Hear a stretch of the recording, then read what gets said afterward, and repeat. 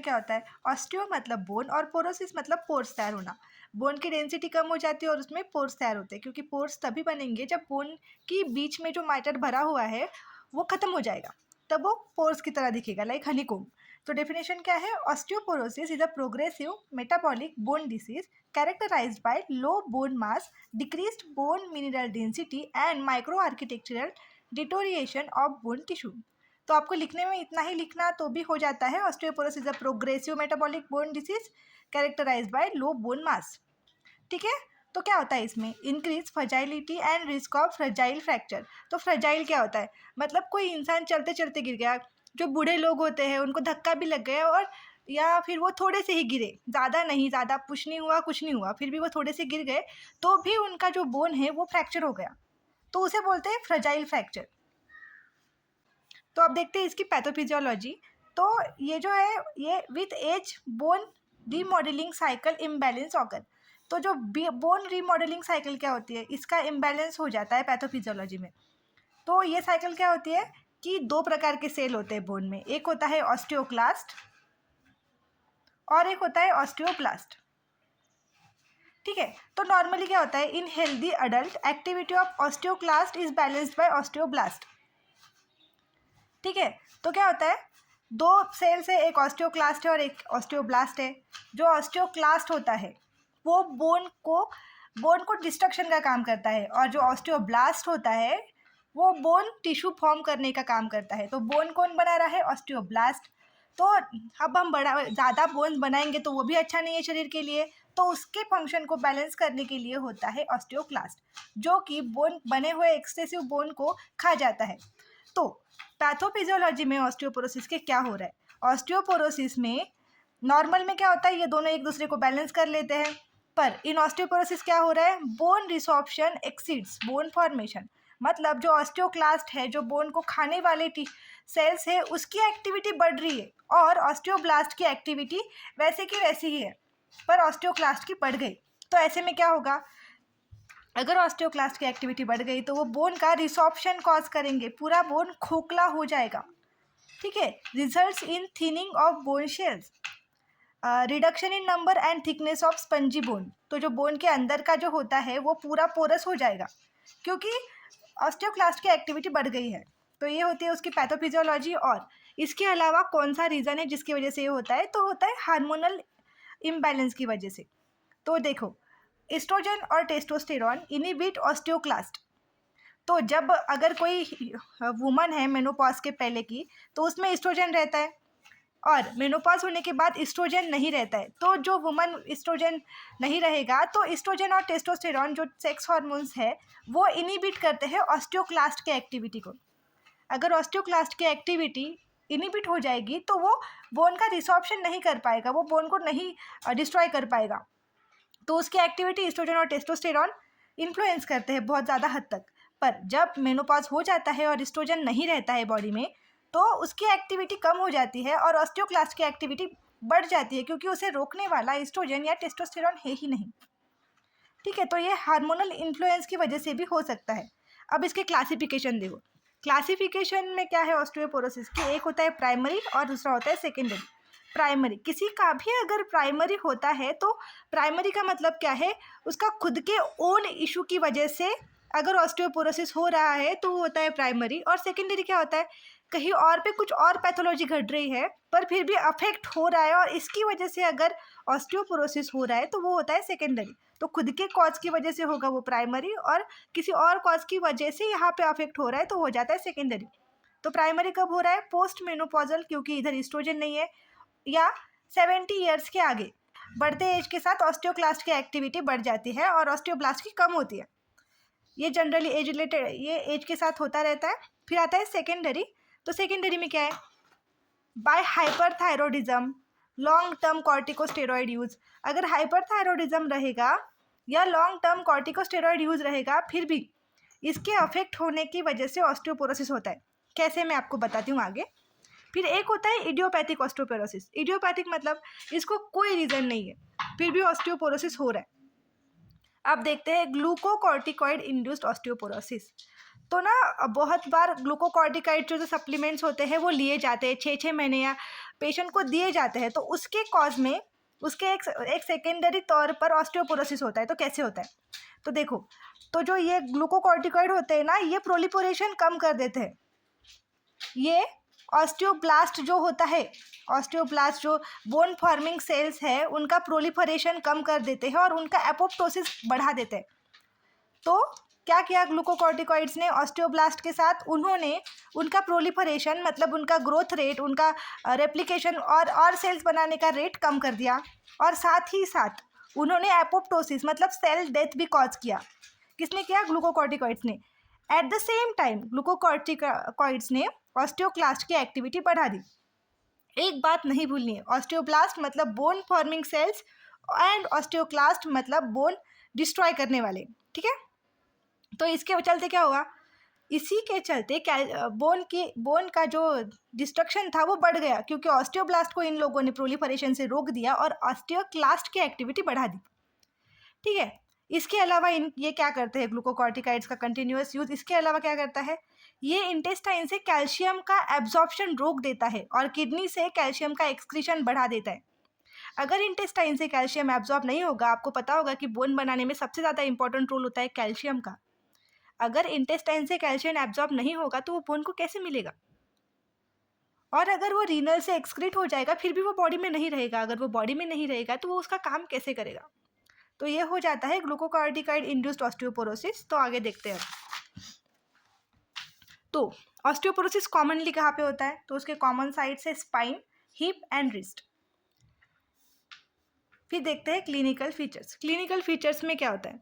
तो जनरली इसके कोई सिम्टम्स नहीं होते ऑस्टियोपोरोसिस के, पर अगर कोई इंसान गिर जा रहा है एज की वजह से या ऑस्टियोपोरोसिस हो गया है और वो गिर गया, तो जो फ्रैक्चर होता है उसकी वजह से बहुत सारे सिम्टम्स दिखने को आते हैं।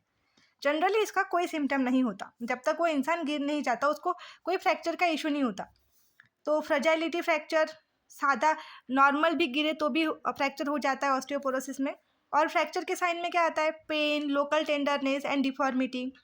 अगर हिप फ्रैक्चर हुआ तो patient unable to weight bear, क्योंकि हिप जॉइंट जो है पूरा वेट बेयर करता है, तो हिप फ्रैक्चर हो जाएगा तो patient will not be able to weight bear, ठीक है। फिर आता है वर्टिब्रल फ्रैक्चर। तो वर्टिब्रल फ्रैक्चर में क्या होता है?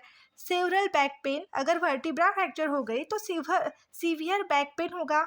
जो बैक पेन ऐसा होता है कि वो रेडिएट करता है चेस्ट की ओर और एब्डोमिनल वॉल की ओर, तो ऐसे लगता है कि उसको एमआई हो गया है, मायोकार्डियल इंफ्रैक्शन हो गया है, पर एक्चुअल में वो वर्टिब्रा फ्रैक्चर भी हो सकता है। तो ये एक डिफरेंशियल हो जाता है। अब देखते हैं रिस्क फैक्टर। रिस्क फैक्टर में सबसे पहले आता है अल्कोहल एंड स्मोकिंग। अल्कोहल वाला पेशेंट एक ऐसा हो जाता है कि अल्कोहल वाला पेशेंट जो है वो बैलेंस नहीं कर पाता है खुद को, तो वो गिरता रहता है। और उसके अलावा जो अल्कोहल और स्मोकिंग होते हैं ना, इससे जो फीमेल होती है उनमें मेनोपॉज जल्दी आता है। अगर उनमें मेनोपॉज जल्दी आएगा तो क्या होगा? मेनोपॉज आ गया तो ईस्ट्रोजन का लेवल घट जाएगा, ईस्ट्रोजन बॉडी में घट जाएगा। अगर ईस्ट्रोजन घटेगा तो वो ऑस्टियोक्लास्ट की एक्टिविटी बढ़ जाएगी और जिसकी वजह से हो जाएगा ऑस्टियोपोरोसिस। इसके बाद आता है हाइपोगोनाडिज्म। जैसे कि मैंने बोला कि ईस्ट्रोजन और टेस्टोस्टेरॉन बहुत ज़रूरी है। अगर हाइपोगोनाडिज्म हो गया तो वो हार्मोन सीक्रेट नहीं होंगे, जिसके चलते दो हार्मोन जो इसको बैलेंस कर रहे थे, एस्ट्रोजन और टेस्टोस्टेरोन, उसकी लेवल घट जाएगी तो ऑस्टियोपोरोसिस हो जाएगा। हाइपर पैराथायरॉयडिज्म, अगर पैराथायरॉयडिज्म का लेवल बढ़ गया तो भी ऑस्टियोपोरोसिस हो जाएगा। हाइपर पैराथायरॉयडिज्म का, पैराथायरॉयड ग्लैंड का काम क्या होता है? पैराथायरॉयड ग्लैंड बोन से कैल्शियम निकालती है। तो अगर हाइपर पैराथायरॉयड ग्लैंड हो गया, हाइपर पैराथायरॉयडिज्म हो गया, तो इसमें क्या होगा? ऑलरेडी कैल्शियम मतलब कैल्शियम अगर ज़्यादा क्वांटिटी में बोन से निकल कर गया तो वो भी हो जाएगा ऑस्टियोपोरोसिस। फिर आता है hyperthyroidism, rheumatoid arthritis, inflammatory bowel disease. Drugs में कौन से आते हैं? एक आता है glucocorticoids, GnRH agonist, alcohol intake. और अगर जीआईटी डिसऑर्डर हो, जैसे कि माल एब्जॉर्प्शन और क्रोनिक लीवर डिसऑर्डर, जिसमें एब्जॉर्प्शन ही नहीं हो रहा है, तो भी वो कॉज करता है ऑस्टियोपोरोसिस को।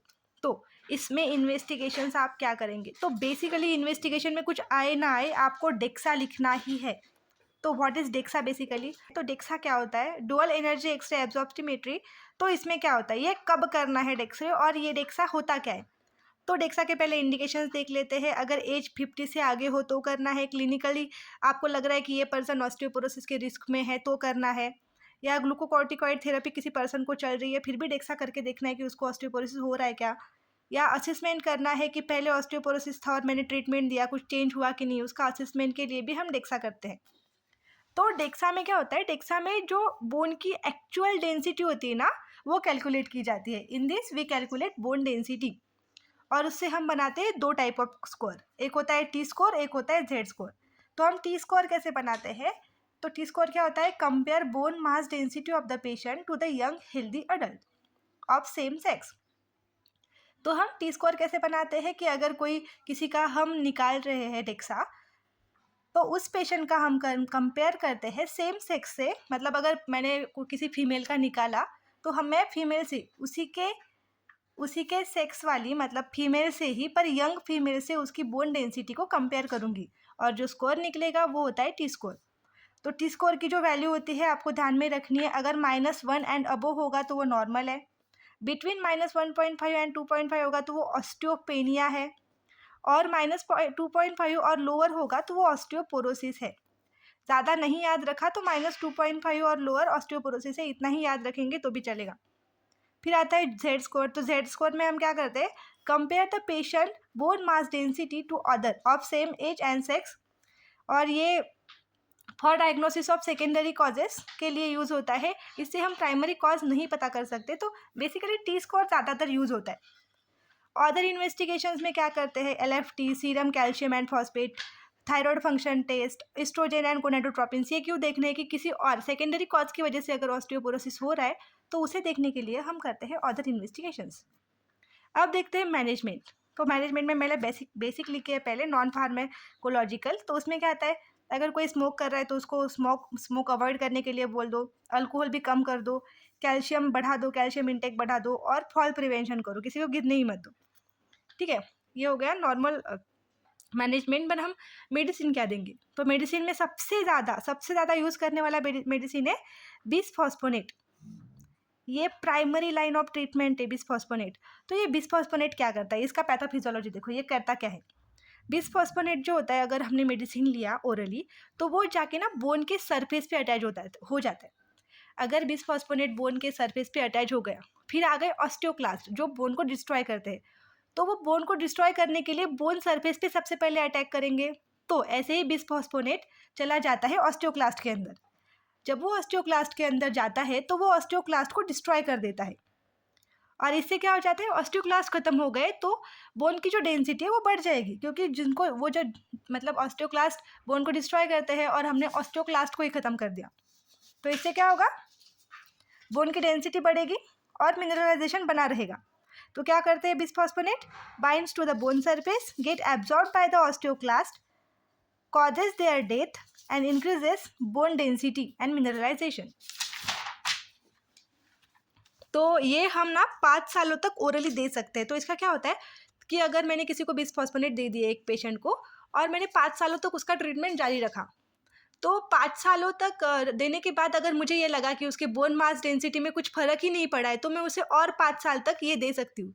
या मुझे ऐसा लगा कि इसका ऑस्टियोपोरोसिस से ये बहुत ज़्यादा कवर हो गया है, अब इसको सप्लीमेंट की ज़रूरत नहीं है, तो ये हम बंद भी कर सकते हैं इनको। ठीक है, कैल्शियम एंड विटामिन डी के सप्लीमेंट्स हम इसको दे सकते हैं, सर्जरी भी कर सकते हैं इन सम केसेस।